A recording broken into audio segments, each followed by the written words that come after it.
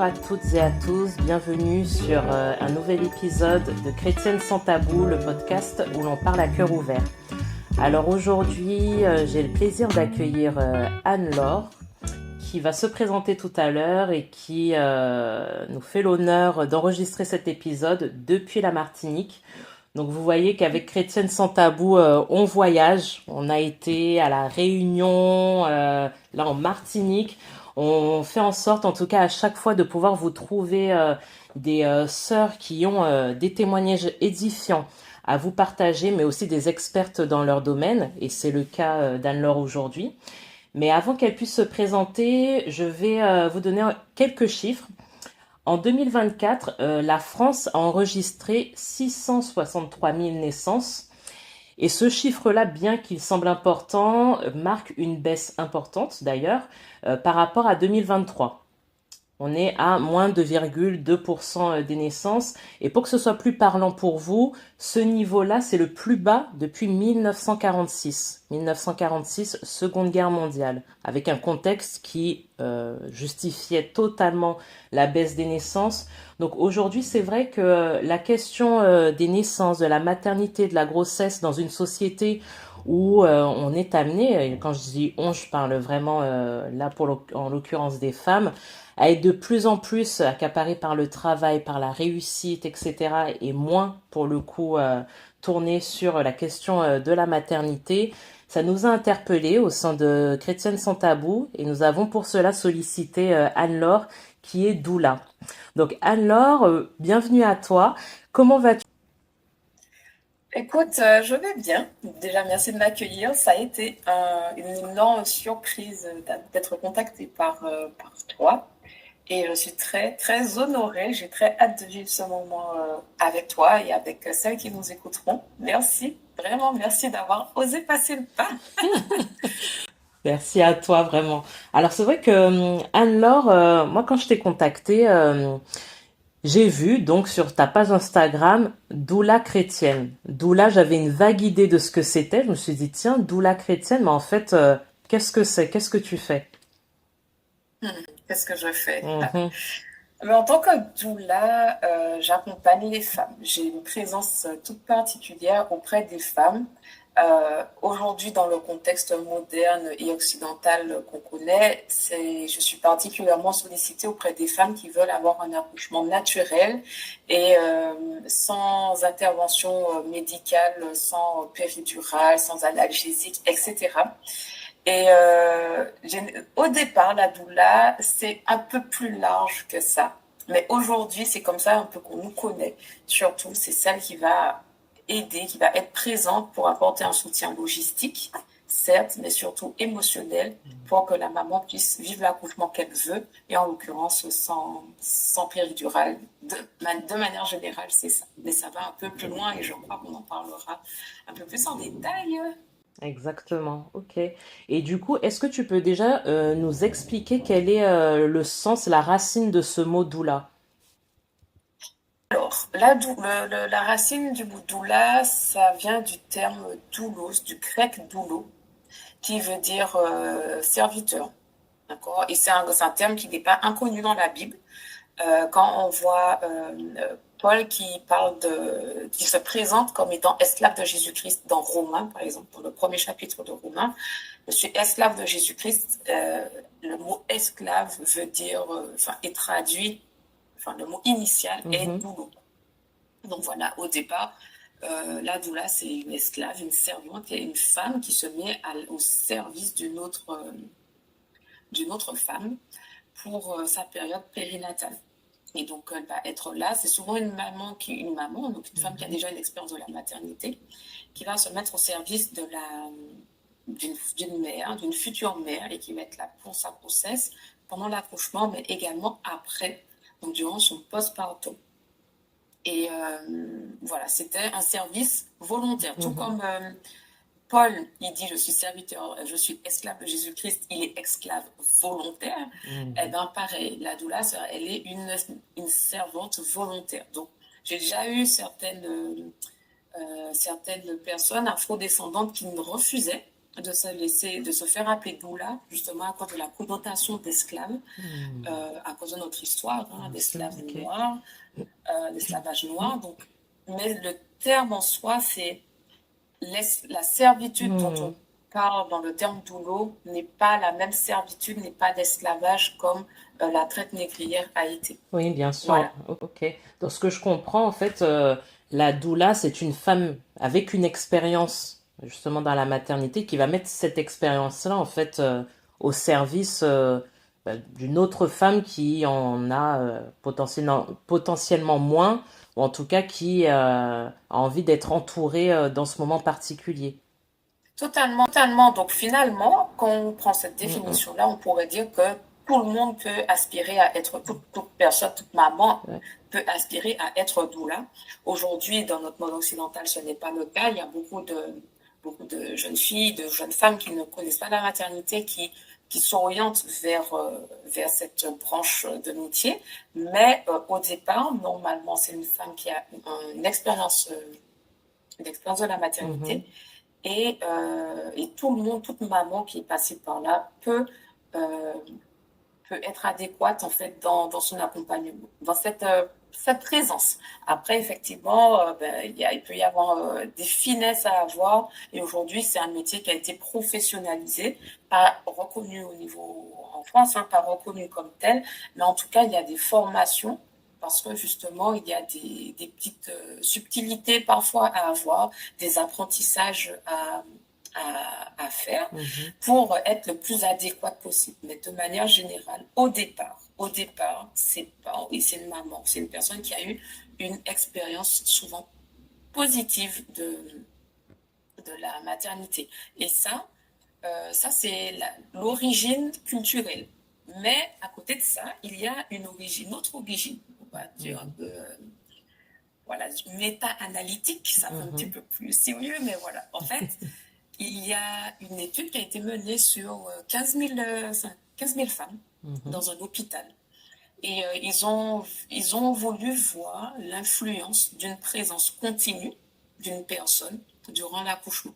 Donc sur 15 000 accouchements, c'est quand même c'est Mhm. fameux hein, comme test.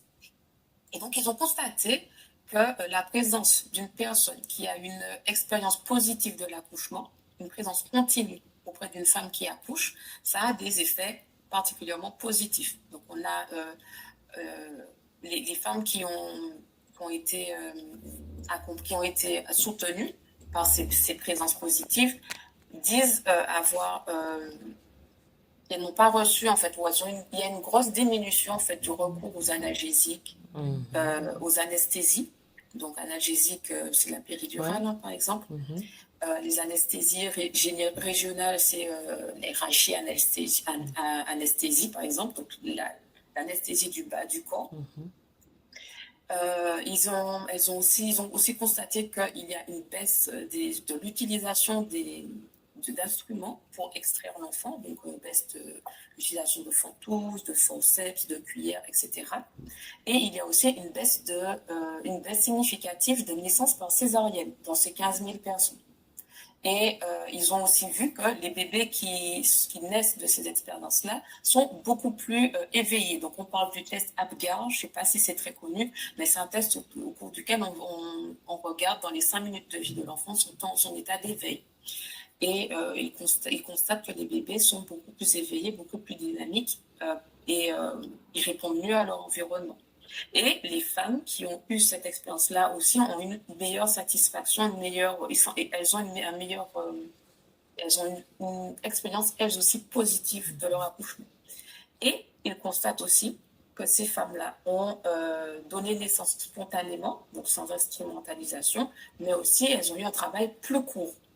D'accord. Et donc, cette analyse-là, qui a été faite sur 15 000 femmes, c'est quand même significatif. Hein. Faut pas se mentir, Mhm. c'est énorme. Si vous voulez les chiffres, je peux vous les donner aussi. En termes de Mhm. pourcentage. Mhm. Alors, je les retrouve tout de suite. Je ne les avais pas. Les chiffres, on parlait d'une diminution de césarienne, mais c'est 50% du taux de césarienne hein, qui C'est diminue, énorme, c'est pas hein? rien. Ouais, c'est énorme. 60% moins du type de recours à la péridurale. Mhm. 25% de moins de durée d'accouchement, Mhm. 40% en moins d'utilisation du recours aux forceps, aux cuillères, Ok. etc. 40% en moins d'utilisation d'ocytocine de synthèse. Donc, l'ocytocine est souvent injectée pour amplifier Déclenché, ouais. l'intensité des contractions. Ouais. Et tu as aussi 30% d'analgésiques utilisés. Donc, c'est les autres moyens que la médecine propose pour la gestion de la douleur. Mhm. Donc, c'est pas rien. Et quand ils ont constaté tout ça, ils se sont dit, mais c'est Mhm. formidable. Mhm. Mhm. Mais quel nom donner à cette personne-là, en fait, qui n'a pas d'expérience médicale, qui a juste son expérience positive de son accouchement. Et c'est là qu'ils ont fait le parallèle avec ce qui existait déjà en Grèce, les doulas. Et c'est comme ça que le terme doula est préexistant en Grèce, c'est associé à une analyse, une méta-analyse, une expérience scientifique, et que maintenant on connaît le terme doula comme on le connaît en Occident, Ok. en France. Voilà. Ok, d'accord. Et du coup, c'est vrai que je me demande comment tu t'es orienté vers cette profession-là, parce que c'est quand même assez particulier. Alors, tout le monde connaît la sage-femme, on sait voilà, que c'est très encadré médicalement, enfin, avec les études, etc. On voit très bien à quoi ça correspond. Les doulas, moi, je sais qu'on en voit quand même de plus en plus des personnes. Enfin, on a l'impression que c'est un métier qui explose en tout cas. Mais voilà, comment tu t'es orienté vers cette profession? Alors, vraiment, c'est le Seigneur qui a été très patient envers moi. Parce que avant d'être doula, d'être mère, je travaillais en tant qu'ergothérapeute avec l'autre extrême de la vie, les Mhm. personnes âgées. Voilà. Donc, je travaillais là et à la fin de mes études, j'ai demandé au Seigneur, bon, dans quel secteur veux-tu que je travaille? Et il m'avait dit la pédiatrie. Et avec les enfants, ça fonctionnait absolument pas. Je Ah, n'aimais pas, j'avais aucune attirance pour d'accord, ouais.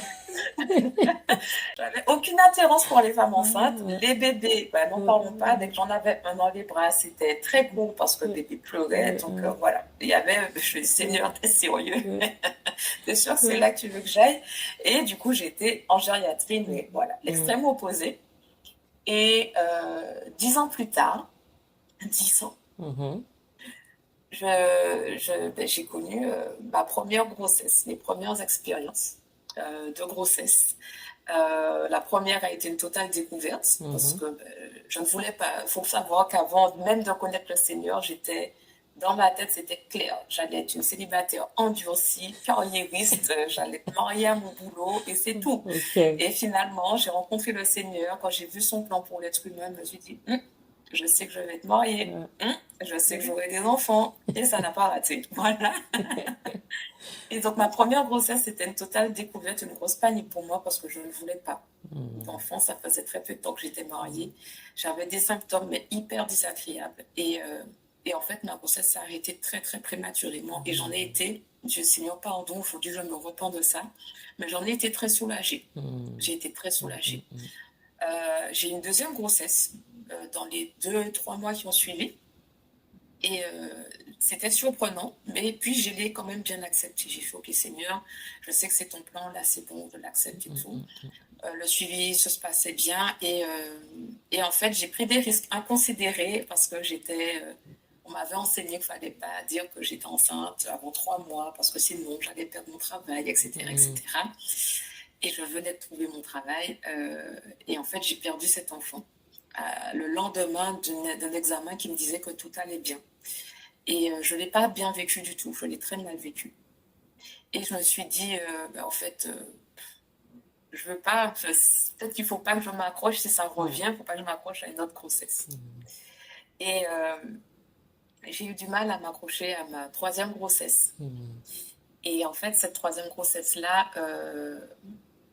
j'avais déjà beaucoup d'affection pour mon bébé, mais je repoussais. Et, euh, et en fait, je pense qu'aujourd'hui, c'est vraiment quelque chose à ne pas faire.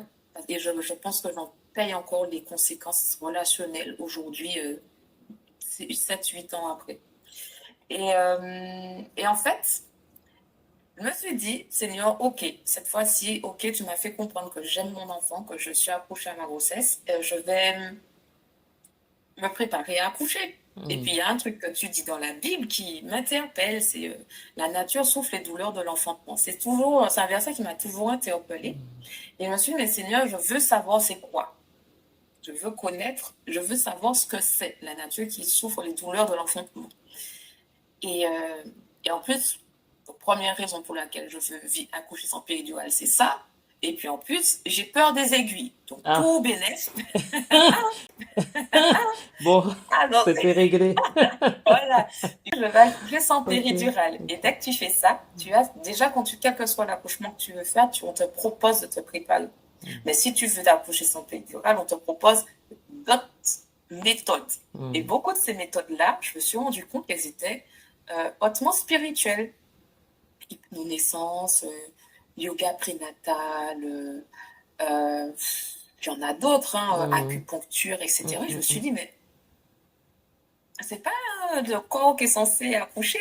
Pourquoi finalement la spiritualité, même l'occulte, vient là-dedans? Ça a été une totale découverte. Et du coup, j'ai commencé à me renseigner sur ce qui pouvait être compatible avec ma foi.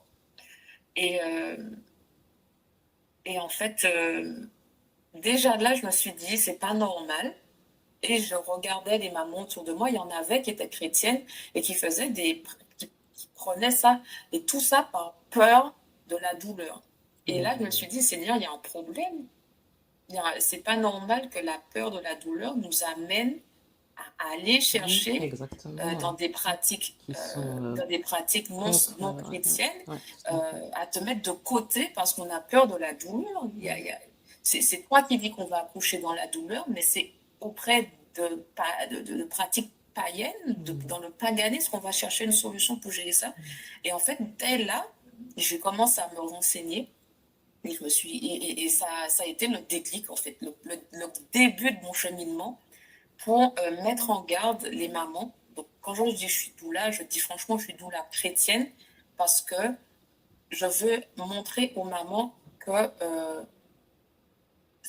les pratiques aujourd'hui qui sont les plus populaires, et pour beaucoup elles savent que ce n'est pas compatible avec leur foi, mais je veux leur montrer qu'il y a moyen de faire autrement.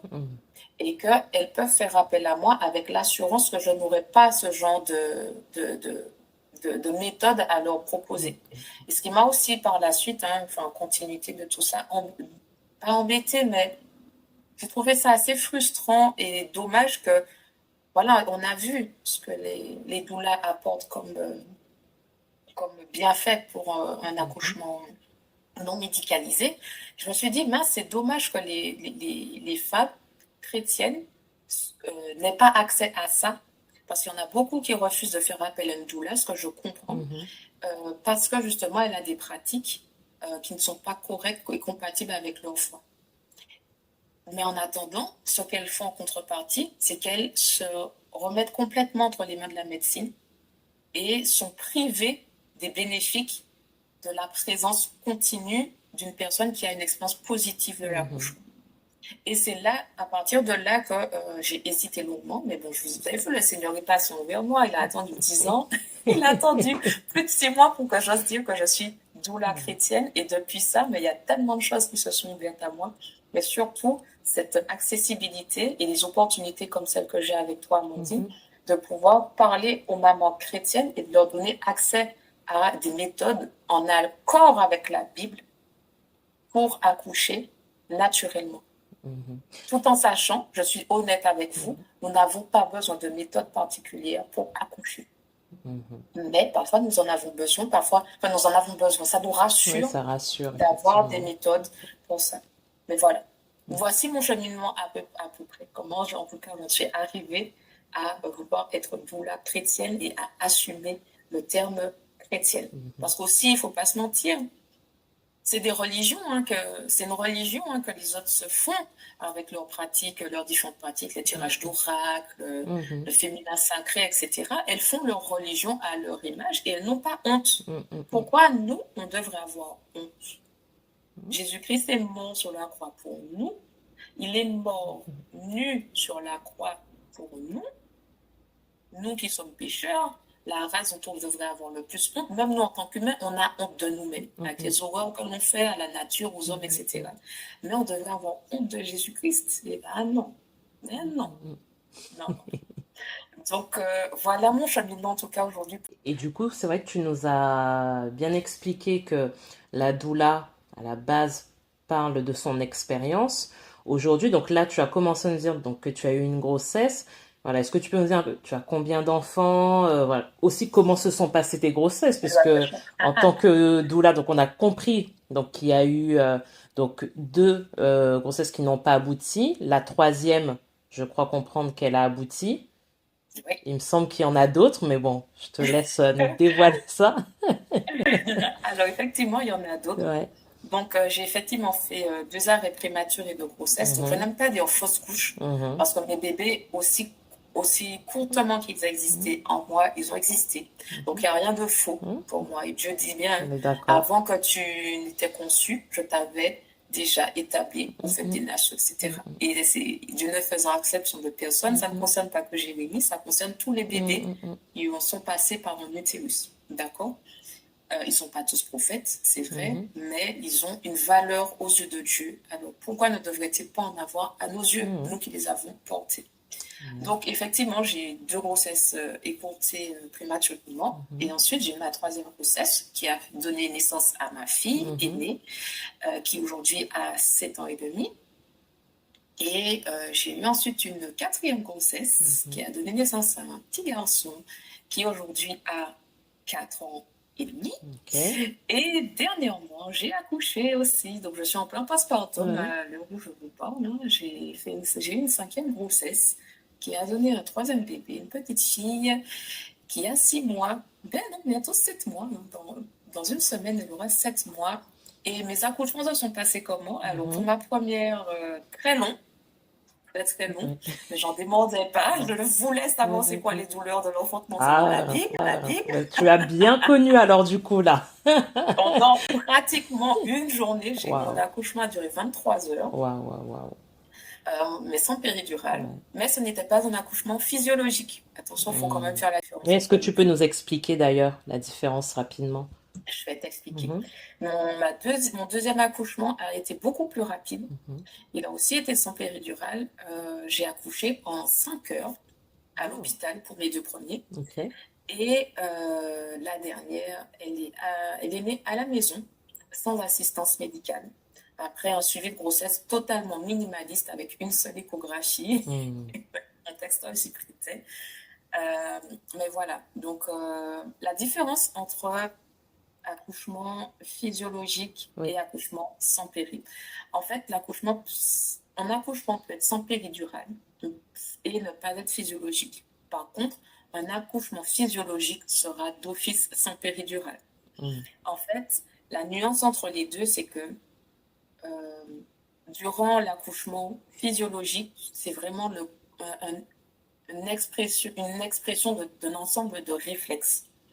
Un ensemble de réflexes qui est conditionné par qui est le résultat en fait d'une harmonie hormonale de plusieurs hormones qui vont fonctionner en symbiose et qui ne vont pas être perturbées.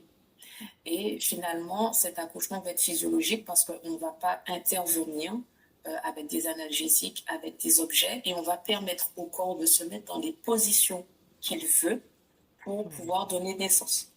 Et donc aussi la poussée, donc quand bébé va naître, les poussées ne seront pas dirigées, ne seront pas conscientes, elles vont être réflexes. Donc vraiment la physiologie, c'est lorsqu'on laisse le corps faire ce pourquoi il a été fait. Parce que même dans la Bible, la première chose que Dieu dit à l'homme et la femme, c'est croissez, multiplier, procréer, etc. L'accouchement fait partie de ce processus-là. Et la physiologie, c'est vraiment laisser le corps faire ce pourquoi il a été créé. Et ça, c'est sans interférence extérieure. Voilà, la physiologie, c'est comme ça que je le diffère. D'accord, très bien, c'est clair. Mais on peut accoucher, par exemple, un exemple concret, on veut souvent mettre les femmes sur le dos au moment de la poussée pour accoucher, ou bien attendre qu'elle soit à 10 cm pour lui dire, bon madame, c'est bon, on y va maintenant pousser. ça, c'est généralement comme ça que ça se passe. Et si on agit de manière physiologique, ben, parfois, c'est pas parce qu'on est à 10 centimètres qu'on va pousser, parce que le corps ne va pas avoir le réflexe de pousser. Ou bien tu auras envie de te mettre à genoux ou à quatre pattes ou sur le côté pour accoucher, mais tu n'auras pas quelqu'un qui va venir derrière toi te dire mettez-vous comme ça, mettez-vous comme ci, faites ci, etc. Si la physiologie arrive, en fait, tu peux accoucher complètement seul et sans que quelqu'un vienne te dire quoi que ce soit. Ok, d'accord. Ok, merci pour ces explications. Et du coup, c'est vrai que ça m'amène à te poser une autre question. On voit que ben, quand on est enceinte, on peut nous proposer justement l'accouchement physiologique, mais qu'est-ce qui va différer? Justement, tout à l'heure, toi, tu parlais de ton dernier accouchement qui n'a pas, enfin, tu disais une seule échographie. Alors déjà, je me suis dit, comment c'est possible?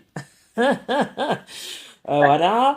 L'accouchement à la maison, moi j'ai pu entendre des témoignages justement en préparant cet épisode et même d'autres personnes disaient ben accoucher à la maison, ça peut être aussi perçu comme dangereux. Enfin moi j'ai bien une situation en tête où la sœur me disait ben que avec son mari ils ont été interpellés par les services de protection de l'enfance parce que accoucher à la maison sans par exemple, la présence d'une sage-femme, on imagine beaucoup de choses. Est-ce que, voilà, je sais pas, c'est une secte et l'enfant va grandir? Non, mais tu rigoles, mais c'est ça. Il y a beaucoup de craintes là-dessus. J'ai vu des témoignages sur YouTube hein, de familles qui disaient, mais non, nous, on se bat aussi pour faire reconnaître le fait que l'accouchement à la maison, avec l'assistance médicale le plus réduit possible, des fois, voire sans, c'est totalement possible. Donc voilà, qu'est-ce qui diffère justement entre ce mode d'accouchement comme celui que tu as vécu et l'accouchement physiologique qu'on peut proposer à l'hôpital, par exemple dans la baignoire, enfin voilà. Alors, tu as dit beaucoup de choses. Oui, c'est vrai, parce que j'ai En donné des fait, exemples. Mais est-ce que je réduis la question? non, c'est bon. Je Ok. pense que je cible un peu et si ce n'est pas assez précis, Ouais, n'hésite je pas à me reprécise, relancer. pas de souci.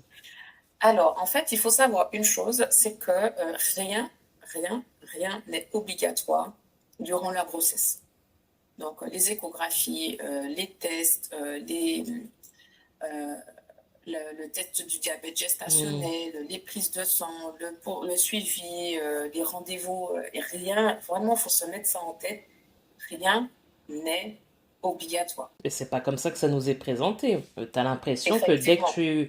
enfin que tu apprends que tu es enceinte, tu entres dans un circuit avec, bah, de toute façon, on reçoit hein, ce petit calendrier là de l'assurance maladie, dire voilà tel rendez-vous, et que si, t'as presque l'impression que si tu manques un rendez-vous, bah, en fait, s'il peut se passer quelque chose pour ton bébé, enfin, bon, Alors, c'est tout l'enjeu hein, ouais, de l'accouchement ouais, physiologique, même de l'accouchement de manière mm, générale, et même de notre société. Hein, c'est que on fonctionne avec la peur. On fonctionne avec la peur. On veut te faire peur. Que voilà, qu'avant les femmes mouraient en couche, etc., etc. Or aujourd'hui, on le voit, on le sait. Les femmes, c'est pas l'accouchement qui faisait que certaines femmes pouvaient mourir en couche. Il y a deux raisons principales, une question d'hygiène et le placenta prévia qui est lorsque le placenta mm, se place devant l'issue. Et si effectivement le placenta est décollé avant l'enfant et comme si par là que l'enfant respire, ben, s'il y a un décollement à ce niveau-là, ben, effectivement, au moment de l'accouchement, ben, effectivement, ça fait l'hémorragie au niveau de la mère, l'hémorragie tue et enfin peut tuer, pardon. mm, Et le bébé ben, n'a plus d'apport en oxygène et finalement, voilà, mm, l'issue est tragique. C'est les deux raisons qui faisaient qu'à l'époque, on mourait en couche. Mais aujourd'hui, en fait, c'est plus le cas parce qu'effectivement, il y a beaucoup de suivi. Cependant, les suivis ne sont pas du tout obligatoires. En fait, on apporte à l'esprit de la maman que l'accouchement est un danger vital. Et donc, qui dit que ta vie est en danger, dit que ce qui t'y amène est pathologique. Voilà, c'est une pathologie. Or, l'accouchement n'est pas une pathologie. L'accouchement, c'est un miracle. L'accouchement, c'est la grossesse, pardon, qui n'est mm, pas une pathologie. La grossesse, c'est même un miracle. Et même si on a déjà beaucoup de réponses à ce miracle-là, la médecine ne maîtrise pas tout. Et en fait, on met vraiment cette notion de peur. Et si ça fonctionne pas? Et s'il y a un problème, etc., etc. Mais il faut savoir que la France est l'un des pays qui propose le plus de, comment ça s'appelle, par exemple, d'échographie. D'accord. L'échographie, on en a 3 Oui, en tout à France, fait. mais on est l'un des pays au monde qui propose le plus d'échographies. Et en plus, ces échographies tendent à se banaliser. Il y a des échographies de confort, des échos 3D, etc., Oui, tout à etc. fait. Oui. Or, il y a plein de pays qui sont très développés, qui se limitent à une seule échographie sur toute la grossesse. Est-ce qu'ils sont plus inconscients que nous? Est-ce qu'ils ont moins bon suivi? Mais pas forcément, parce que les pays du Nord, du type la Norvège, le Danemark, etc., ils ont moins d'échographies, ils ont moins d'accouchements à l'hôpital, et ils ont des meilleurs résultats en termes de dépression de postpartum, d'accouchement avec son péridurale, de césarienne, etc., etc. Ils sont à la pointe. Et pourtant, nous, on a une épidémie, on parle clairement d'épidémie de déclenchement, épidémie de césarienne. Voilà, les taux de césarienne sont énormes, les taux d'accouchement avec péridurale avoisinent les 100%. Voilà, tout ça parce qu'on a une peur. Et on a surtout une peur de la douleur, une peur de la souffrance. Et alors que, en fait, la douleur dans l'accouchement est la seule douleur qui n'est pas pathologique, justement.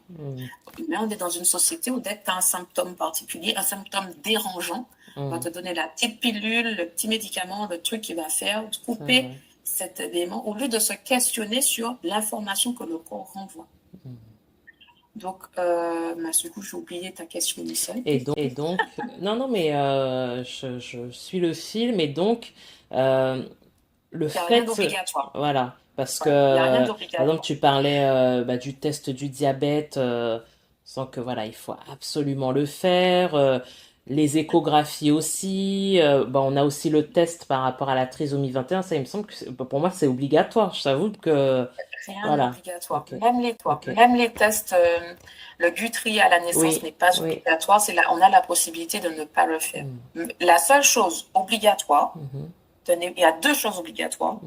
C'est à la naissance de l'enfant, la visite par un médecin à 8 jours de vie, et l'inscription à la l'état mairie. civil, ouais. Voilà, c'est tout. Il y a rien, à côté de ça, il n'y a rien d'obligatoire. Malheureusement, et je pense que nous, en tant que doula, on n'aide pas non plus à ce que on n'aide pas beaucoup à ce que ça soit mieux vu.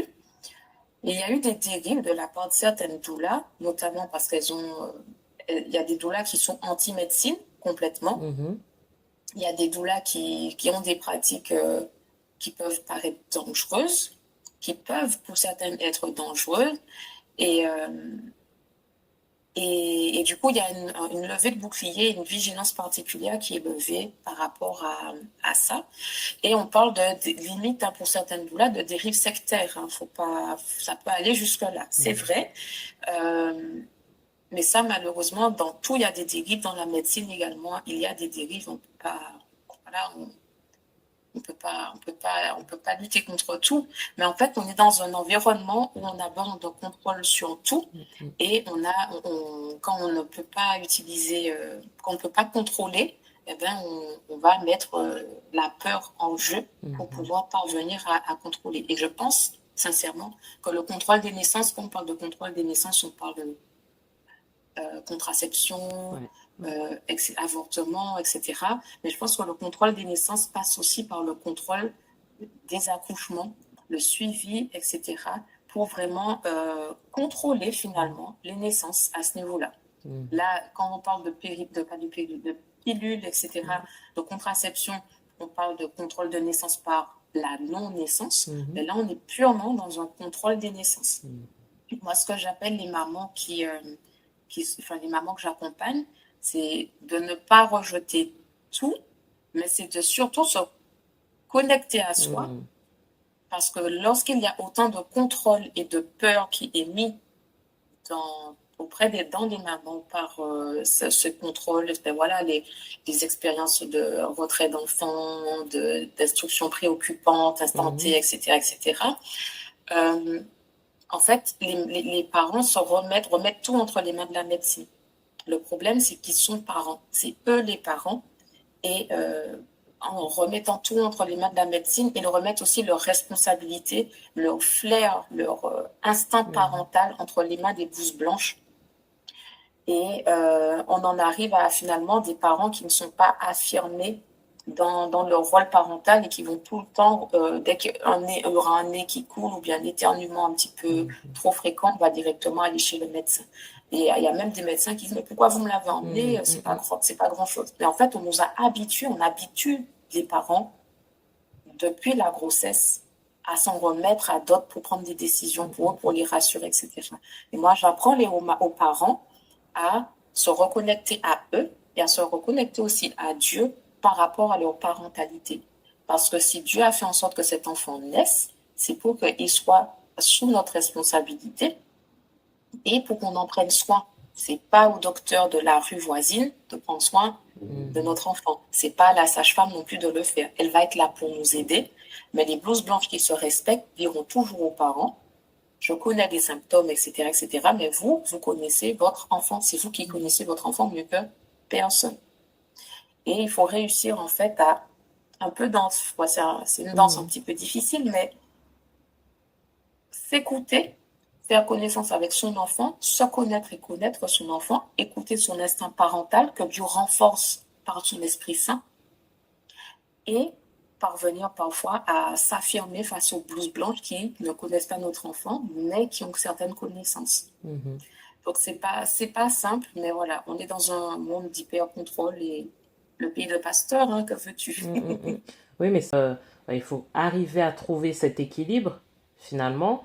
Mais c'est vrai que je trouve ça important aussi voilà, d'arriver à avoir de l'assurance, finalement, dans ce rôle que l'on est amené à occuper, rôle qui n'est pas simple, hein, comme tu l'as dit. Donc je pense que oui, effectivement, c'est rassurant de savoir qu'on peut s'en mettre à des personnes qui ont fait des études, en tout cas, dire qui se basent sur quelque chose peut-être de tangible.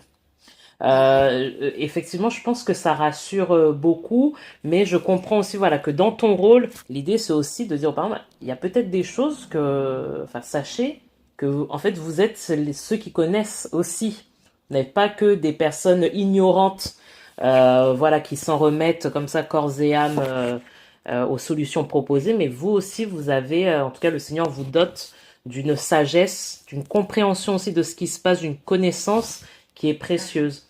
Mais du coup, quand tu disais aussi là tout à l'heure que ce n'est pas obligatoire, moi j'ai un souvenir, alors c'est pas moi qui témoigne, mais voilà, j'ai accouché l'année dernière et je ne voulais pas faire ce test du diabète. J'ai reporté, bon, jusqu'à un moment où il commençait à voir dans mon dossier que je n'avais pas fait ce test, il m'a dit, voilà, vous êtes en retard, il faut le faire. Alors, la grossesse étant déjà une période de vulnérabilité émotionnelle, on est à fleur de peau, etc. Je me suis dit, mince, en fait, moi, je n'ai pas voulu le faire parce que ben, j'avais pas envie de le faire, ce truc dégueulasse à boire, là, j'avais pas envie de faire ça.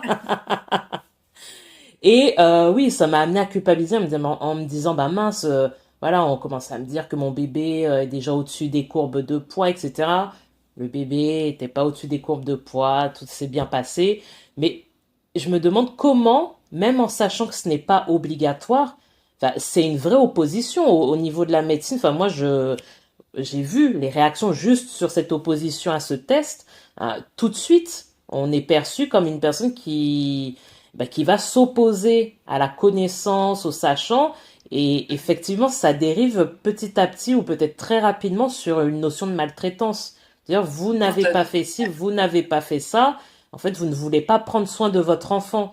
Donc, comment, quand tu nous dis là que toi, tu as accouché, enfin, sur la dernière grossesse, comment on peut arriver à s'opposer? Parce que là, en fait, c'est de l'opposition. C'est même pas dire mon choix. Enfin, on sent qu'il y a de l'opposition. Comment on arrive à porter ça alors qu'on n'a pas cette connaissance médicale? Voilà. Médicale. Voilà, et bien c'est là, tu donnes bien un élément, connaissance médicale. Vous connaîtrez la vérité et la vérité vous rendra libre. Et ça, j'apporte certaines informations aux parents pour qu'ils puissent justement juger par rapport à ces informations qu'ils n'avaient pas. On est dans un pays où on te dit le choix éclairé du patient. Que normalement, c'est la loi Kouchner qui dit, normalement, on ne doit faire aucune intervention auprès d'un patient. Déjà, quand on est maman enceinte, on n'est pas censé être patiente parce qu'on n'est pas malade, mais bon, soit. Normalement, tu ne dois faire aucune intervention sans l'accord, l'aval du patient et l'accord éclairé. D'accord. Sauf qu'aujourd'hui, on n'est pas dans une société qui donne accès à toutes ces informations pour faire des choix éclairés. Il y a des choix, des informations qui sont cachées, parfois qui ne sont pas connues des médecins eux-mêmes, parce que manque de temps, manque de formation, manque de mise à jour, etc., qui font qu'on va s'en remettre à eux simplement et on va croire qu'on a le choix parce qu'ils nous auraient donné toutes les informations pour prendre une décision. Or, malheureusement, aujourd'hui, en tout cas en France, ce n'est pas le cas. C'est pas le cas. Et ce qui peut être... il faut connaître ses droits, en fait. C'est surtout ça. Nul n'est censé ignorer la loi de son pays. En France, c'est comme ça. Et il faut connaître les lois, se renseigner et ne pas avoir peur, ne pas forcément aller en mode rebelle, tête dure, non, je ne veux pas, et entrer en confrontation, mais oser dire, écoutez, voilà, je ne suis pas à l'aise avec ce test-là, je me suis renseignée, et dans d'autres pays qui sont tout aussi, sinon plus évolués, qui sont reconnus comme étant modèles sur tel suivi, ben voici leurs dernières recommandations. Je me suis renseignée, certaines études montrent que, etc., etc. Mais sachez qu'aujourd'hui, ils ne peuvent vous forcer à rien. Ils peuvent certes vous faire peur, mais ne peuvent vous forcer à rien du tout. Et au risque de faire des envieuses, j'ai eu 5 grossesses, j'ai eu 3 enfants, je n'ai fait qu'une seule fois le test de glycémie à jeun. Je n'ai fait ce test-là qu'une seule fois. Je n'ai pas eu à le faire, mais il y a d'autres paramètres à prendre en compte que simplement, il faut le faire pour savoir si votre bébé est machin, et surtout si votre bébé il est gros, etc., etc. Non. Et il y a des raisons pour lesquelles aussi le corps de la femme se met en diabète, entre guillemets, diabète gestationnel. Il y a des raisons physiologiques et il ne faut pas forcément essayer d'aller le contrecarrer, au risque de choquer des carences en fer également. C'est physiologique, c'est certaines grossesses d'être en carence de fer, surtout en fin de grossesse. D'accord? C'est pas des choses qui sont censées durer, c'est des choses qui sont ponctuelles, mais on veut tout normifier. Et en fait, dès qu'on a cherché à normifier les naissances, c'est là qu'il y a eu le plus de complications. Alors, personnellement, pour ma dernière grossesse, j'étais dans un contexte particulier. Donc, j'ai vécu 14 ans en Belgique. J'étais en train de déménager de la Belgique. Donc, en termes de suivi, je savais que mon suivi allait être interrompu. Et je faisais qu'un suivi auprès d'une gynécologue. Et je crois que je l'ai vu en tout et pour tout 2 ou 3 fois sur 6 mois de grossesse. Voilà. J'en avais plus envie, elle ne me plaisait plus non plus, pardon, le courant passait pas, hein, donc, je suis allée voir ailleurs, enfin non, même pas, je suis pas allée voir ailleurs, j'ai arrêté. Et voilà, mais c'est notre droit en fait, c'est notre droit. Mais après, malheureusement, en France, il y a plus de réticence et de vigilance pour contraindre des personnes à rentrer dans les clous. En tout cas en Belgique, c'est ce que j'ai vécu, c'est ce que je vois malheureusement. Ok, d'accord. Et du coup, maintenant, donc là, on a bien parlé du temps de la grossesse, on a aussi évoqué l'accouchement, une période dont on parle de plus en plus depuis quelques années, la période du postpartum. Comment, en tant que doula, tu interviens sur cette période-là? Alors, j'hésite d'intervenir qu'à ce moment-là. Je préfère intervenir de manière globale, donc sur toute la grossesse, l'accouchement et le postpartum, mais déjà pendant la grossesse, parce qu'en fait, le postpartum est quelque chose qui se prépare. Le postpartum se prépare parce que notre société aujourd'hui met l'accent sur la naissance. Et une fois que bébé naît, madame, bébé va bien, vous allez bien, vous pouvez rentrer chez vous. Plus Et personne finalement, autour, ouais. voilà, et personne autour. On a été sur congé pendant la grossesse, à l'accouchement encore plus, et puis il n'y a plus personne après. Et beaucoup de mamans ne s'attendent pas à ça. Et peut-être que je l'apprends à certaines, mais l'accouchement n'est rien comparé au postpartum. L'accouchement peut être éprouvant. Je ne dis pas que l'accouchement n'est rien, mais comparé au postpartum, sérieusement, l'accouchement demande moins de ressources que le postpartum. Juste, ne serait-ce que par sa durée. Surtout, on est dans une société où on croit que le postpartum correspond au congé maternité. Déjà, congé, entre guillemets, maternité, ça n'a rien d'un congé, c'est même pas un repos. Non, pas du tout. Ce qui dure pour les plus chanceuses 3 mois, et plus encore si on prend le congé parental, mais qui est peanuts par rapport à ce qu'on vit. Il faut savoir que le postpartum, c'est une tornade, c'est une hécatombe parce que on est seul, on ne s'attend pas à ça parce qu'on prépare à l'accouchement, mais pas au après, et ça dure très longtemps. On est confronté aux inconforts, en fonction de comment notre corps a vécu l'accouchement. L'accouchement souvent a une influence positive ou négative sur le vécu du postpartum. Et à côté de ça, il y a la fatigue, il y a le corps qui se remet, il y a le soutien parental du papa. Il n'est pas toujours non plus au courant, qu'il ne comprend pas ce qui se passe parce qu'il ne l'a pas vécu, il a assisté et encore parfois pas. Voilà, le postpartum, en fait, c'est vraiment un tremblement de terre, c'est un séisme, c'est tout un équilibre qu'il faut retrouver, en fait. Et le postpartum se prépare parce que la société ne prépare pas et la société ne soutient pas ça. Donc moi, ce que je fais, c'est d'abord avertir les parents, leur présenter les grandes lignes de ce que peut être le postpartum et les accompagner dans la mise en place de certains, comment dire, la préparation logistique, mais également émotionnelle, pour qu'ils soient le moins épuisés possible et pour qu'ils puissent tenir sur la durée. Et voilà comment j'interviens. Souvent, je les accompagne pour faire leur liste de naissance, et moi, je l'appelle liste de naissance 2.0, parce que la layette, comment ça s'appelle? Faire une layette, on sait faire. Connaître au niveau des objets et tout ça, logistique, on sait ce que c'est. Mais il y a des choses auxquelles on ne pense pas, qui peuvent être simples. Par exemple, les conditions de visite. Réfléchir aux conditions de visite, ça peut justement permettre d'éviter certaines choses trop éprouvantes, comme des visites à des gens qui ne conviennent pas, des personnes qui viennent s'installer pour être servies alors que maman n'est pas en état de faire ça. Voilà, c'est vraiment réfléchir ensemble par rapport à une réalité un peu standardisée, encore malheureusement, mais voilà, pour qu'ils puissent réfléchir à ce qui va leur convenir et se préparer. Et aussi, du coup, je les accompagne aussi après pour les soutenir s'ils ont besoin d'ajustement.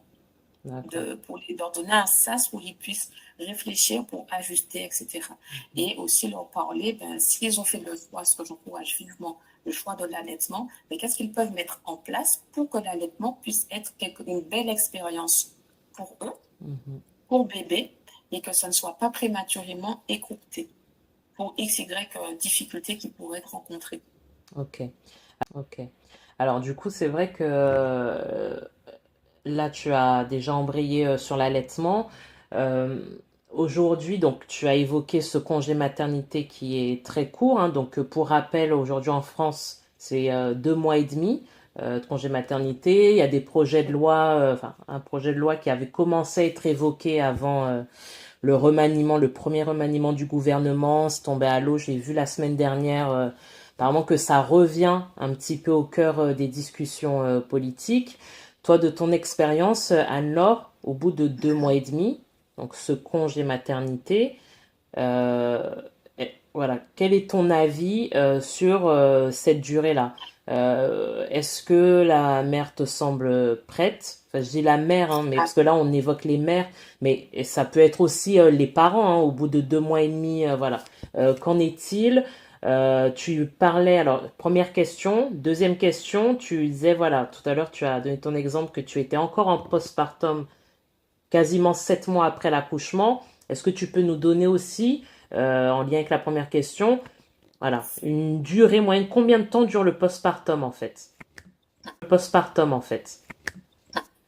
Alors, le postpartum, c'est pas une durée. Ouais, Pour moi, c'est pas du d'accord. tout une durée, mais les chiffres varient. Mhm. Alors, ta première question, tu me disais que penser de Oui, ces 2 mois et demi? c'est ça. C'est de la blague. Franchement, pour moi, c'est symbolique. Franchement, c'est symbolique. C'est symbolique parce que à 2 mois et demi, en fait, on découvre encore son bébé. À 2 mois et demi, l'enfant, il a des pics de croissance qui va faire qu'il réclame quelque chose de naturel. Les pics de croissance, c'est physiologique. Il va demander à plus téter, à être plus porté, il va davantage réclamer, etc. Et à 2 mois et demi, on te dit, ben, peu importe, tu le déposes et tu vas travailler. Chez certaines mères, souvent les mamans qui sont seules et qui ont besoin de souffler, qui n'ont pas de répit, mais ça peut être une bouffée d'air frais parce qu'elles vont retrouver leur travail et donc pouvoir se retrouver et avoir une pause. Mais la majorité trouve que c'est trop court et a raison parce que en fait elles découvrent leur enfant. Et là, c'est vraiment limite pondre ton enfant et puis tu le déposes. Et beaucoup de mères le vivent très mal. Et ça fait aussi l'enfant être privé des anticorps, d'être beaucoup plus des anticorps donnés par l'allaitement, d'être beaucoup plus vulnérable. Et je me demande si cette blessure d'abandon dont on parle, est-ce que ça ne revient pas à ça? Est-ce que c'est pas favorisé, causé par cette normalité de déposer, de se séparer de son enfant aussitôt? En tout cas, la mère, physiologiquement, ça ne la fait pas récupérer mieux parce qu'on lui donne des desiderata qui ne sont pas physiologiques, auxquels elle ne va pas toujours adhérer, et ça va lui engendrer une fatigue importante. Que ce soit une fatigue physique, que ce soit une fatigue émotionnelle. Donc, franchement, c'est la blague. Quand tu sais qu'au Canada, par exemple, c'est combien? C'est 1 an de congé maternité minimum, avec ton salaire qui est maintenu à 80%. Il y a des pays dans l'Union européenne, c'est 1 an et demi. Pourquoi la France se réduit à 2 mois et demi? Enfin voilà, moi c'est vraiment c'est symbolique et c'est insultant. Et juste à cause de ça, tu parlais des chiffres des naissances qui diminuent particulièrement.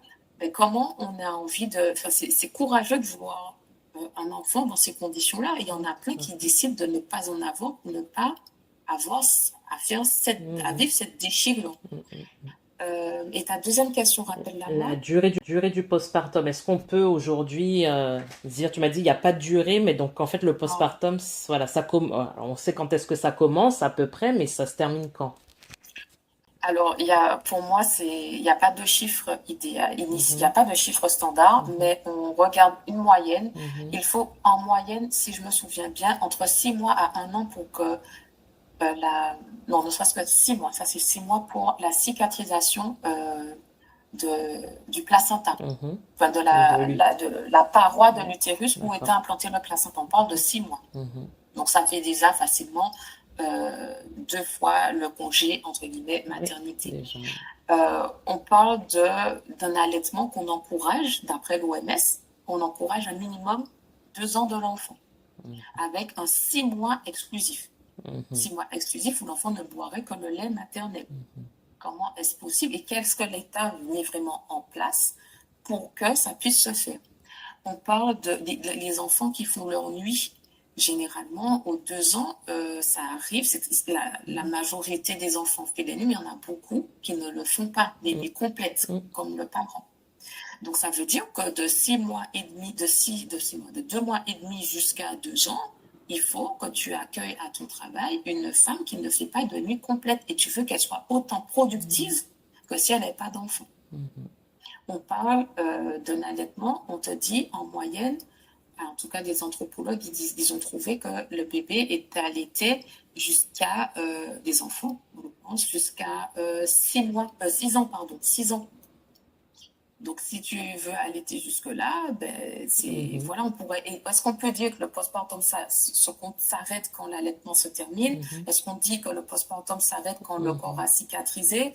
Il faut aussi 5 ans pour que la maman puisse retrouver son identité de femme. Mhm. Est-ce qu'on prend cette période-là pour dire que, OK, le postpartum est fini? Tu vois, on ne peut pas vraiment décider. Ok. Mais quand on regarde, ne serait-ce que de ces faits-là, on se rend compte que vraiment 2 mois et demi, c'est C'est très... ridicule. C'est c'est- insultant même. Pour moi, c'est insultant. Mhm. Ok, d'accord. Merci beaucoup pour ton éclairage là-dessus, Anne-Laure. J'aimerais quand même qu'on puisse aborder peut-être rapidement l'allaitement. Il faut savoir que cet épisode, on le diffuse dans le cadre de la semaine nationale de l'allaitement qui a lieu du 13 au 19 octobre 2025. Et cette semaine de l'allaitement, elle a chaque année un thème. Là, le thème, c'est priorité à l'allaitement. Et c'est vrai que moi, j'étais curieuse de me dire, bah, en fait, qu'est-ce que ça veut dire priorité à l'allaitement? Et l'idée de ce thème, c'est de dire que autour de l'allaitement, il faut vraiment créer un système de soutien durable. C'est-à-dire que c'est exactement ce que tu viens de dire. Donc là, on a beaucoup parlé, voilà, sur cette durée du congé maternité parental et aussi le postpartum. Mais de ce que j'en ai compris cette année, l'idée ce sera de dire pour que l'allaitement puisse aller le plus loin possible, durer de manière plus confortable et plus efficace possible.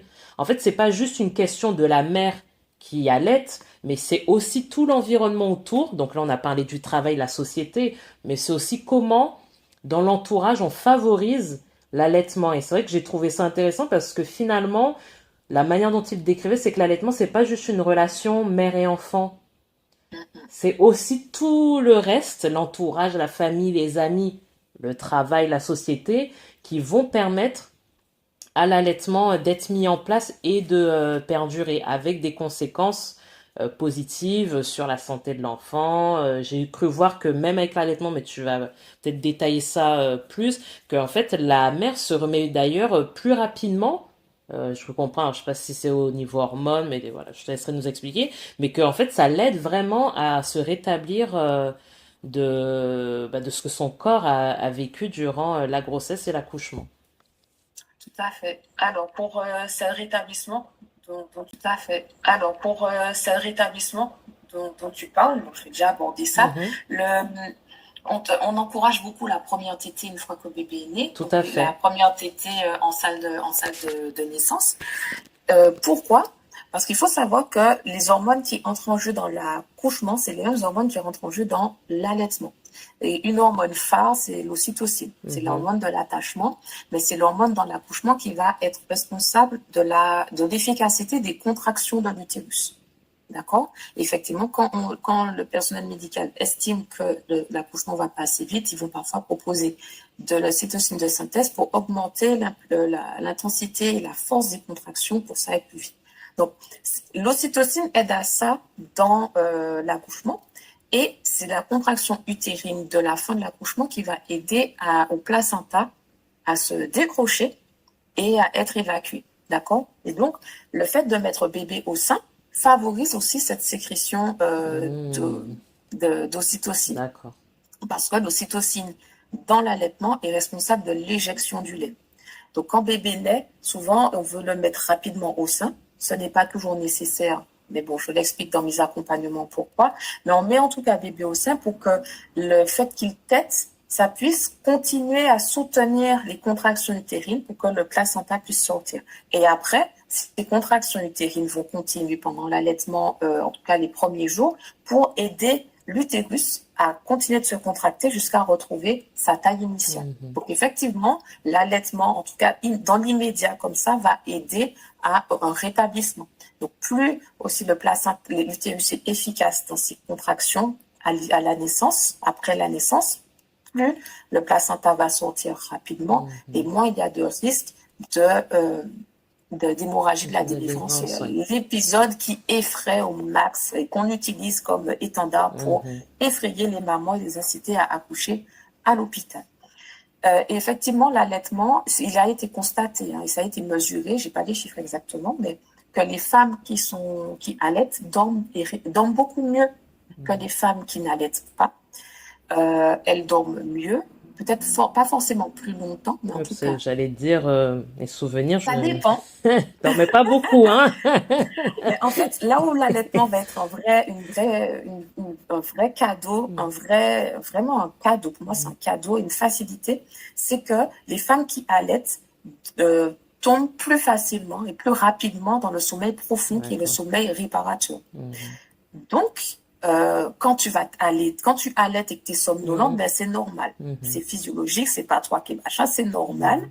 Et du coup, on va mieux récupérer et on va être moins fatigué. Par contre, quand tu vas... donc ça, c'est un jeu hormonal qui Mhm. favorise ça. Mais quand tu vas plus allaiter, il faudra... Et aussi, tu as une hypervigilance qui fait que ton bébé, tu es plus vigilant, inconsciemment Tout vigilante à à fait. ses signes Oui. d'éveil. Et donc, s'il est à côté de toi et qu'il a envie de téter, ben, t'es déjà là, opérationnel. Tu peux Mhm. même parfois devancer son réveil Mhm. sans que ce soit volontaire. C'est vraiment instinctif, Mhm. c'est ton corps qui fait ça. Tu le mets au sein et bébé n'a pas besoin de pleurer, n'a pas besoin de Mhm. s'énerver. Tu le sens et voilà, et tu te Mhm. rendors. Quand tu as le biberon, ben, c'est plus compliqué parce Mhm. que quand tu tombes dans le sommeil profond, donc, on tombe dans le sommeil profond, mais on a une hypervigilance qui reste, hein, qui Mhm. demeure. Tout à Parce que fait. quand tu allaites, mais quand tu n'allaites pas, tu tombes dans le sommeil profond, tu, tu as du mal à émerger. Il faut que Mhm. bébé pleure quand même un Mhm. moment et ça, Mhm. il faut que tu l'entendes si tu Mhm. as en plus le sommeil lourd. Mhm. Ça peut être un peu délicat. Mhm. Et, euh, et après, tu dois préparer le biberon, tu dois être réveillé tout en supportant bébé pleurer, Mhm. Mhm. réclamer. Ensuite, donner le biberon assis. Tu peux pas dormir pendant que tu le Mhm. fais. Ensuite, faire le rot et puis faire bébé, Mhm. refaire bébé, dormir. Mhm. Tandis que le bébé, quand il est directement au sein, il n'est pas très réveillé, mais il se rendort tout de suite. Mhm. Tu vois, donc juste déjà ça, ça prouve bien que l'allaitement va aider à soutenir le postpartum, Mhm. vu que tu as une fatigue qui sera différente. Et une chose n'est pas des moindres, papa aussi va bénéficier d'un meilleur sommeil, Mhm. vu que finalement, tu dors, papa dort. Tandis que quand Mhm. il y a le biberon, tu n'as plus Mhm. les hormones pour t'aider à supporter ces Mhm. réveils, mais tu vas demander papa de prendre le relais, vous allez peut-être trouver l'arrangement une nuit Mhm. sur deux, et finalement, c'est vous deux qui allez trinquer et qui allez être Mhm. fatigués. Et en Mhm. fait, c'est juste à cause de ça, on voit que l'allaitement influence tout un écosystème, mais l'écosystème va aussi influencer l'allaitement. Tout à fait. Je pense qu'il faut que notre écosystème, l'environnement de la maman, ne cherche pas à substituer la maman. Parce que Mhm. souvent, laisse-moi lui donner le biberon, laisse-moi le Mhm. nourrir, etc. Ou bien, comment papa trouve sa place si tu Oui, c'est allaites, vrai. Oui, etc. oui, c'est vrai. Mais en fait, c'est pas la bonne question. C'est maman, quand elle s'occupe de bébé, elle ne lui donne pas que le lait. Elle va lui faire son pot, elle va lui donner le bain, elle va le changer, elle va le promener, elle va l'habiller, elle va le câliner, elle va jouer, elle va faire plein de choses. Pourquoi c'est pas ce genre d'activité qui est Mhm. recherché de pratiquer avec l'enfant? Pourquoi d'office, papa, il faudrait qu'il donne le biberon pour se Mhm. faire sa place? Non, il y a plein de choses qu'il peut faire. Mhm. Je pense qu'il faut vraiment que l'environnement de la maman lui permettre de se décharger de plein d'activités pour qu'elle puisse être efficace dans l'activité auquel le Seigneur l'a appelée après la naissance, à savoir nourrir son enfant. Ok, ok, très bien. Là, c'est vrai. Là, c'est vrai que tu vois, on en a bien parlé au début, hein, tu sais, quand tu expliquais tu sais, dans ce contexte où on veut avoir du confort, c'est une réalité hein, dans nos sociétés où voilà, ressentir la douleur, l'effort, enfin, tout devient Mhm. compliqué. Euh, Aujourd'hui, c'est vrai que moi, enfin, j'aimerais bien aussi que tu puisses nous dire, ou peut-être un, deux versets, je ne sais pas, peut-être que tu as en tête, pour qu'on puisse aussi comprendre la portée spirituelle qu'il y a dans l'allaitement, parce qu'on sait que dans la Mhm. Bible, il y a plusieurs passages où, voilà, il y a des comparaisons, où, voilà, Dieu, voilà, explique comment il prend soin de son peuple, de ses enfants, comme une mère qui allaite son enfant. J'aimerais qu'on rentre justement maintenant en profondeur dans cette notion-là parce que loin de nous l'idée dans cet épisode de dire il faut faire ci, il faut faire ça. Justement, au contraire, hein, tu l'expliques bien alors là, tu donnes des possibles, tu ouvres le champ des possibles en disant attention, regardez, on nous apprend qu'il y a cette voie-là très médicalisée, etc. Mais en fait, finalement, on peut avoir le choix. Finalement, on peut être rempli d'assurance, même si voilà, on ne connaît pas tout, mais voilà, tu nous donnes vraiment le champ des possibles. Donc, au niveau de la parole, voilà, comment tu peux aussi, enfin, comment tu l'utilises, comme tu nous as précisé que tu étais doula chrétienne, pour parler, par exemple, de l'allaitement. Alors, je, alors, je te dis ça tout de suite. Mhm. Juste, il faudra que j'y aille bientôt. Il n'y a pas de problème. Là, justement, on arrive à la fin. C'est pour ça que je te demande ça et après, Ok. on arrête. Alors, donc effectivement, Dieu, il parle de ça dans la Bible. Et moi, j'aime beaucoup quand il en parle dans le psaume 22. Mhm. Le psaume 22, voilà, il y a un endroit aux alentours du verset 9. Je vais vous expliquer un petit peu parce que c'est fascinant. Donc, on est dans quel contexte? On a David qui crie au Seigneur. Il crie au Seigneur, mon Dieu, pourquoi m'as-tu abandonné? Tu t'éloignes de moi sans me secourir, etc. Vraiment, il est abandonné, il se sent vulnérable, il se sent fatigué, il ne comprend pas le silence de Dieu, et puis il se souvient. Il se souvient que ses ancêtres, donc ce qu'il fait, le fait d'appeler Dieu, de se remettre à lui, ben, il se souvient que c'est ce que ses ancêtres faisaient, et que Dieu leur répondait en fait. Et là, il est dans la même situation, et il ne comprend pas, et que Dieu ne lui répond pas. Et il sous-entend qu'il fait comme ses ancêtres, mais qu'il n'y a pas les mêmes résultats. Et il dit, mais je suis un ver, je ne suis plus un homme, je suis méprisé, moqué, etc. Ça, on voit ça dans les versets 1 à 6, 7, voilà, 7, 8, voilà. Et en fait, il dit que de faire ce qu'il fait déjà. Il dit, mais recommande ton sort à l'Éternel, remonte-toi à l'Éternel et l'Éternel le sauvera. Donc, en gros, enfin, Seigneur, je fais tout ça, les ancêtres l'ont fait, et là, moi, je suis tout seul. Je n'ai pas de réponse. Et pire, il y en a d'autres qui me disent de faire ce que je fais déjà et on m'abandonne. Eux aussi, ils m'abandonnent. C'est un gros paradoxe, en fait. Et au verset 10, c'est comme si David a un sursaut de lucidité. Et puis il se raisonne et puis il dit, alors qu'il n'était qu'un bébé, il se souvient de comment Dieu a pris soin de lui. Alors qu'il ne pouvait, tu vois, qu'il ne pouvait pas consciemment faire ce que ses ancêtres faisaient, se recommander à Dieu. Un bébé, il fait pas tout ça. Il est juste là, il subit tout. Et il se dit, il se souvient, voilà, là, il se souvient juste, quand j'étais bébé, je faisais pas tout ça. Et pourtant, et c'est là il commence à expliquer, à raconter dans les versets 10 et 11, ce qui s'est passé. Il lui dit, oui, tu m'as fait sortir du sein maternel, tu m'as mis en sûreté sur les mamelles de ma mère, sur la poitrine de ma mère. Dès le sein maternel, j'ai été sous ta garde. Dès le ventre de ma mère, tu as été mon Dieu. Autrement dit, dans l'expérience de sa vie la plus vulnérable, hein, le bébé, c'est la vulnérabilité même. Extrême, voilà, extrême. Il se souvient que Dieu a pris soin de lui. Et donc, on voit l'enfant qui sort d'un environnement qu'il connaissait, qui a été sécure. Donc, un environnement connu pendant 9 mois en sécurité. Et puis, subitement, il se retrouve dans un monde, après avoir passé par un petit canal, il se retrouve dans le monde aérien. C'est déjà une épreuve. Et il reconnaît qu'il y a plein d'hostilités, hein, du monde utérin où c'était aseptisé, il n'y a pas de microbes, il n'y a rien. Il passe dans un monde où il est exposé à tout. La pesanteur, les microbes, les virus, l'air, les températures. Il y a plein de choses. Subitement, il se retrouve dans ça. Et il dit, Dieu me met en sécurité sur les seins de ma mère. Le sein de la maman est le lieu de sécurité où que Dieu a choisi pour l'enfant. Et qu'est-ce qui se passe à cet enfant, à cet endroit-là? Le sein, certes, l'enfant est nourri, il n'y a pas besoin de faire un gros discours, hein, mais il y a d'autres choses. On voit que le sein n'a pas seulement cette fonction de nourriture, de donner du lait. On voit qu'il y a un sentiment de sécurité, pas de sentiment de satiété. C'est pas la satiété qui est soulignée là, c'est la sécurité. Donc, le sein rassure, le sein procure un sentiment de sécurité, le sein comble la faim.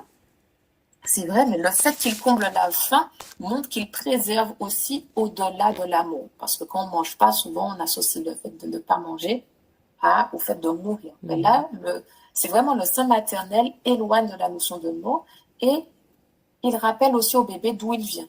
parce que le colostrum a la même odeur que le liquide amniotique. Ça apporte des anticorps à l'enfant pour lutter face à tout à ce à quoi il est exposé, tu vois.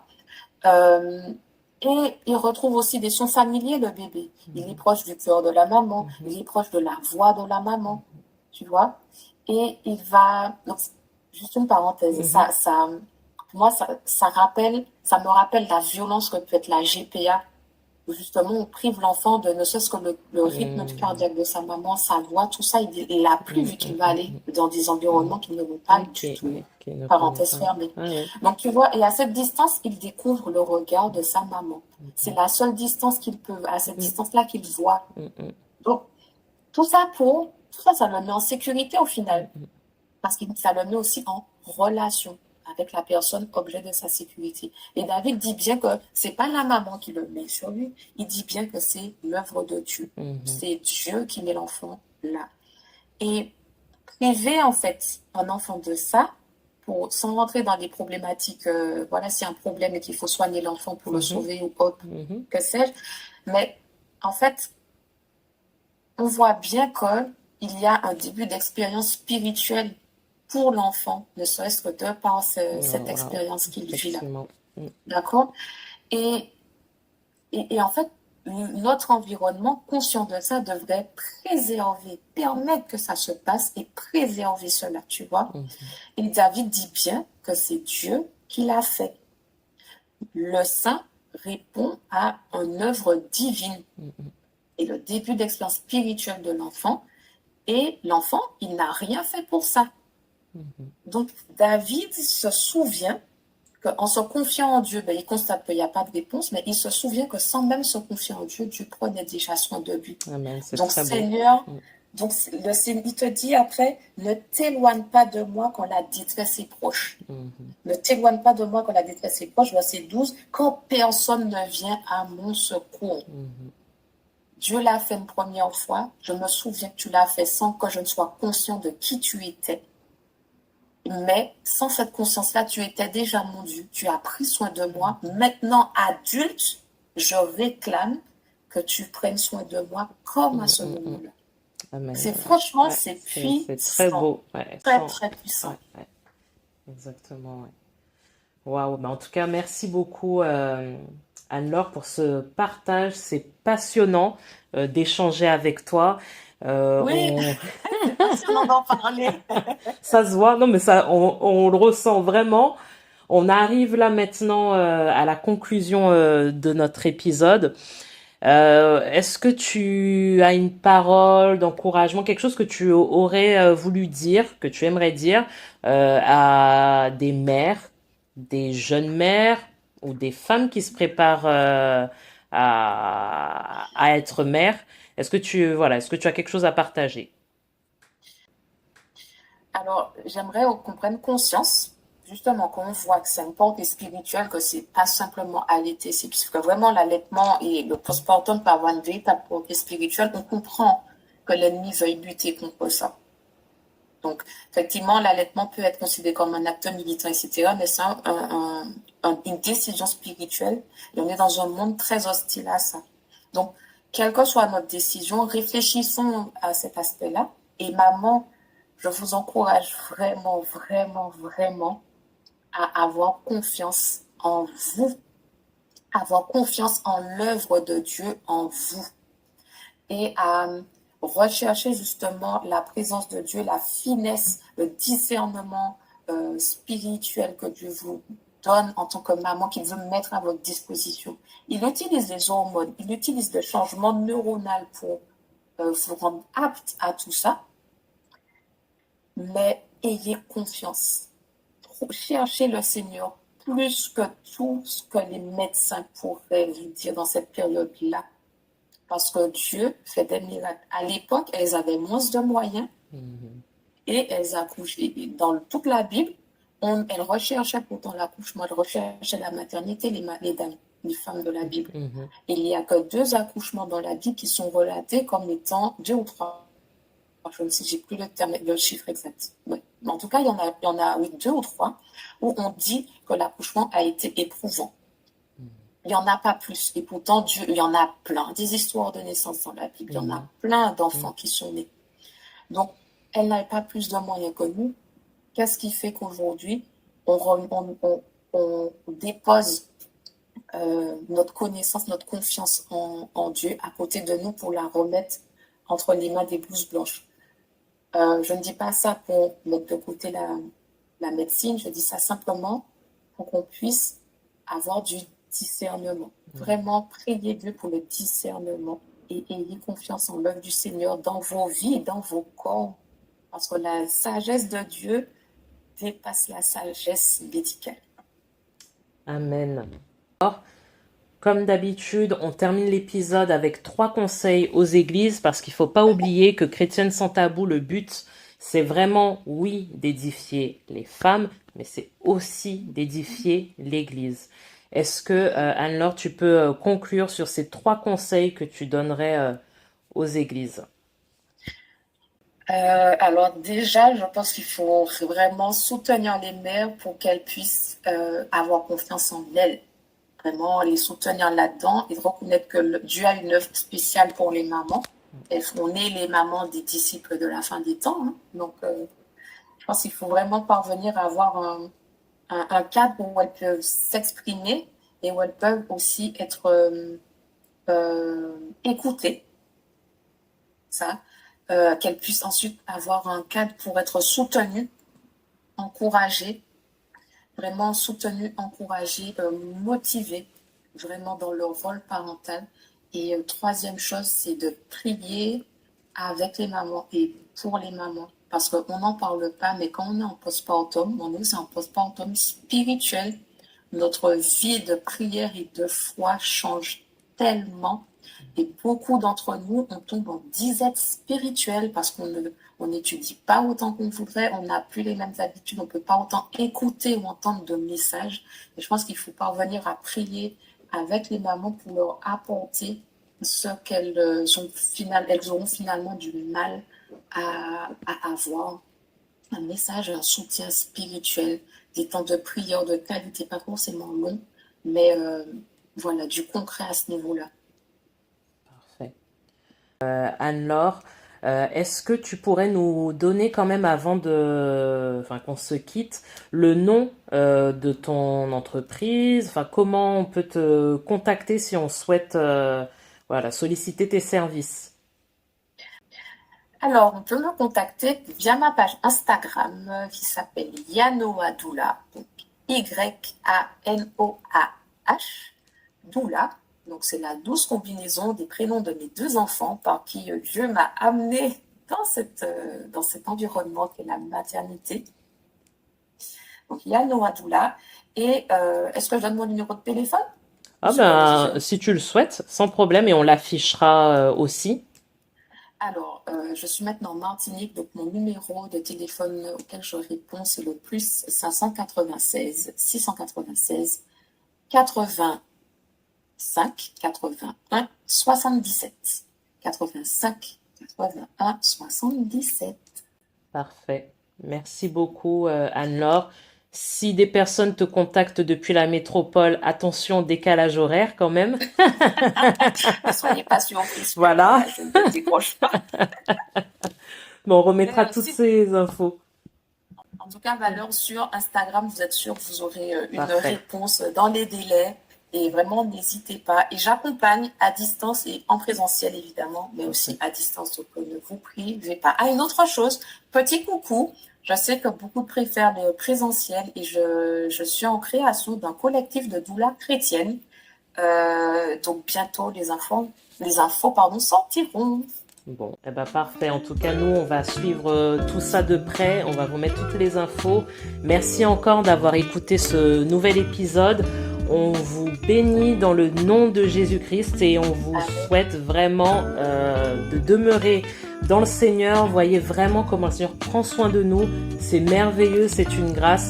Donc vraiment, je vous dis à bientôt. À bientôt et merci encore. Tu es atteinte d'endométriose.